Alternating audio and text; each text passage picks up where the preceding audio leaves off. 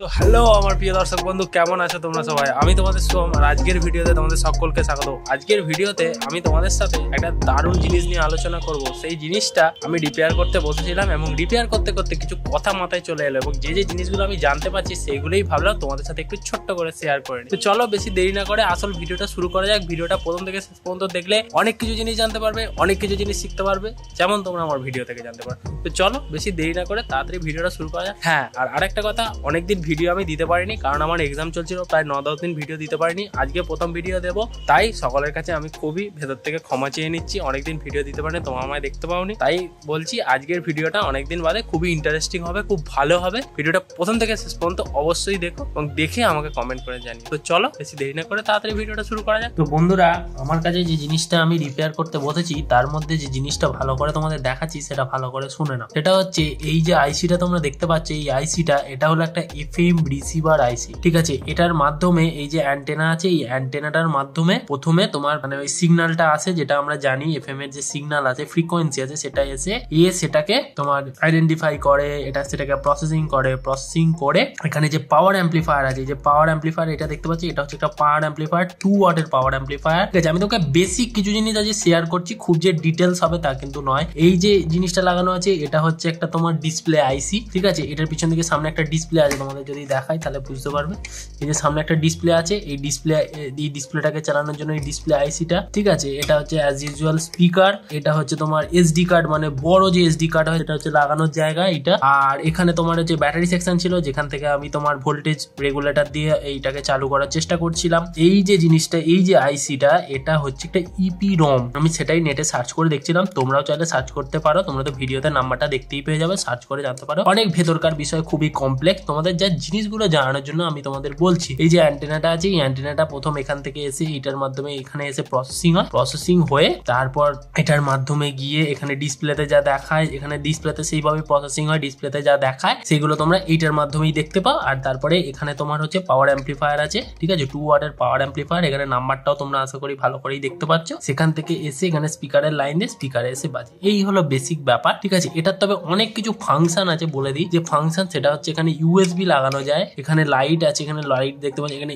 SD card বা MMC লাগানো যায়, ঠিক আছে? এবং এখানে 6 ভোল্ট ডিসি তেও এইটা চালানো যায়। আর এখানে হচ্ছে তোমার একটা এসি লাইন, মানে চার্জ দেওয়ার লাইন ছিল, ঠিক আছে? এখানে তুমি হেডফোন দিয়েও গান শুনতে পারতে, এখানে অ্যাক্স দিয়েও গান শোনা যেত। এটা হচ্ছে চার্জিং ইন্ডিকেটর, যখন চার্জ হতো তখন এই ইন্ডিকেটরটা জ্বলতো। আর এখানে 3টে অপশন আছে, অফ, ঠিক আছে, অ্যাকুমুলেটর আর হচ্ছে ব্যাটারি। অ্যাকুমুলেটর মানে ইনসাইডে যে ব্যাটারিটা ছিল সেখান থেকে পাওয়ার নিয়ে স্পিকারটা চলতো আর কি। আর তারপর হচ্ছে ব্যাটারি মানে হচ্ছে এর বাইরে এই যে সিস্টেমটা তোমরা দেখতে পাচ্ছ, এই যে সিস্টেমটা, এটার মধ্যে না মানে পেন্সিল ব্যাটারি লাগিয়েও তুমি এটা চালাতে পারবে। এখানে পেন্সিল ব্যাটারির জন্য এখানে একটা জায়গা করা আছে, পেন্সিল ব্যাটারি লাগিয়েও তোমরা কিন্তু এই জিনিসটা মানে এই সোনি লেক্সের স্পিকারটা তুমি চালাতে পারবে। তবে এতে কোনো ব্লুটুথ অপশন ছিল না, ঠিক আছে? এটা হচ্ছে একটা সোনি লেক্সের স্পিকার, তোমাকে বলেই দিই। এটা অনেকদিন আগে আমি কিনেছিলাম, বাট খারাপ হয়ে গেছে মানে হচ্ছে এতে পাওয়ার আসছে বাট কোনো রকম আওয়াজ যাচ্ছে না, এফএম চলছে বাট কোনো রকম আওয়াজ যাচ্ছে না। আমি জানি না এটা রিপেয়ার করতে পারবো কিনা, জাস্ট আমি যতটুকু যে ইনফরমেশন গুলো জানতে পারছি সেইগুলো তোমাদের সাথে ছোট্ট করে শেয়ার করার চেষ্টা করছি, আর কিচ্ছু না। শুধু একটু জানার ইচ্ছা আছে বলে,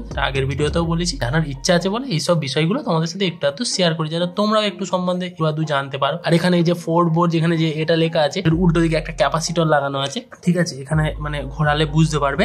আর এইগুলো হচ্ছে তোমার ব্রিজ রেকটিফায়ার, এই যে এগুলো হচ্ছে ব্রিজ রেকটিফায়ার। একটা রেকটিফায়ার খারাপ হয়ে গেছে, আমি কালকে মানে সোল্ডারিং আয়রন দিয়ে যে ঠেকাতেই বেরিয়ে গেছে আর কি, খুলে চলে গেছে, ঠিক আছে? এখানে ব্যাটারি লাইন ছিল, ব্যাটারি লাইনটা দিয়ে যে ভোল্টেজ রেগুলেটর দিয়ে আমি চালিয়েছি 5 ভোল্টের ভোল্টেজ রেগুলেটর দিয়ে। এটা ওই 4.5 ভোল্টে চলতো, এটা অ্যাম্পিয়ার বেশি নয়, সেই জন্য আমি এটা দিয়ে চালাচ্ছি। এটা হলো স্পিকার, এটা হলো একটা তোমার 5 ওয়াট 4 ওহমের স্পিকার। তোমরা হয়তো ক্যামেরা কতটা দেখতে পাচ্ছ আমি বুঝতে পারছি না, আমি চেষ্টা করছি যতটা ভালো করে বোঝানো যায়। এগুলো অনেক রোধ আছে, এখানে অনেক ক্যাপাসিটর আছে, এখানে তোমার সুইচ আছে, এই সুইচ আছে, এখানে সোনি লেক্সের লেখা আছে, ঠিক আছে? আমি চেষ্টা করছি, কারণ আমি অত জ্ঞান সম্পন্ন মানুষ নয়, যতটুকু জানতে পারছি ততটুকুই তোমাদের সাথে শেয়ার করছি আর কি। তো বুঝতে পারলে তো আমি কি কি জিনিস বললাম, কোনটা কি?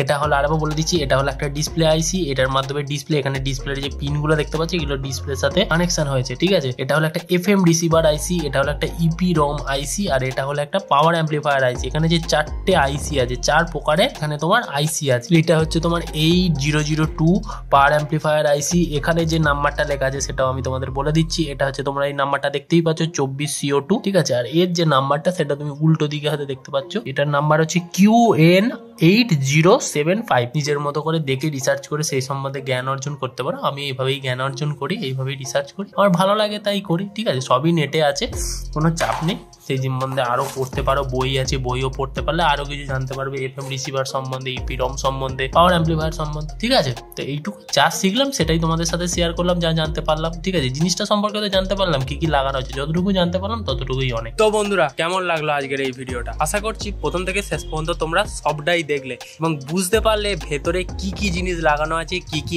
আইসি লাগানো আছে, তার নাম্বারগুলো আমি বলে দিয়েছি। দরকার হলে তোমরা সেই নাম্বারগুলো কিন্তু নেটে সার্চ করে এবং ভালোভাবে সেই সম্পর্কে রিসার্চ করে দেখতেই পারো, কোনো সমস্যা নেই, শেখার কোনো শেষ নেই। তবে একটা কথা বলে রাখি, আমি হয়তো এই ভিডিওটাতে তুমি দেখিয়েছি যে রিপেয়ার করতে বসেছি স্পিকারটা, কিন্তু আমি এটাকে রিপেয়ার করে উঠতে পারবো কিনা জানি না। আমার জ্ঞান খুবই সীমিত, জাস্ট একটু জানার ইচ্ছে, শেখার ইচ্ছে, তাই জিনিসগুলো একটু শেখার চেষ্টা করি এবং যা শিখি তাই তোমাদের সাথে শেয়ার করি।